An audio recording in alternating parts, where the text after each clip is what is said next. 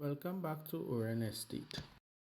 As you guys know, in Trinidad and Tobago currently is rainy season, and during this time we have to start back feeding the bees.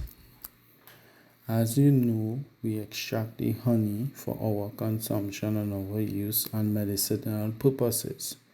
But however, when we do that, we do not leave the bees with anything to consume during the rainy season where they cannot take any flight. So, as you can see, I started back feeding the bees. Feeding the bees, we provide them with something very close to honey, which is not honey. We provide them with sugar.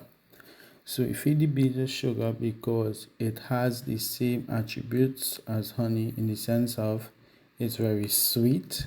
It have a odor that the bees attract and the bees can use it to survive. In this video, you can see that I am wet and dry feeding the bees. So you would see, as you see, I'm in the corner of the screen there. I would have opened the hive, smoked the hive, and now what I would have done is provided them with dry sugar and wet sugar, or what we call a syrup mix.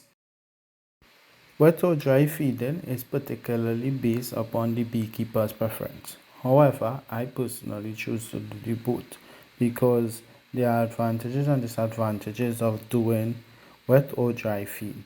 For instance, when you give the bees dry feed, they will now have to get water to dissolve the sugar to be able to use it for their consumption. With the wet feed, they can use it immediately.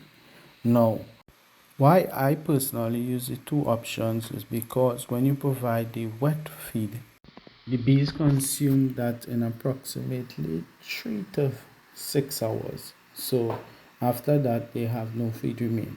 With the dry feed, it could remain up in the box up to 2 weeks because the time they would have to take with flight to get water to break down the sugar to be able to use it.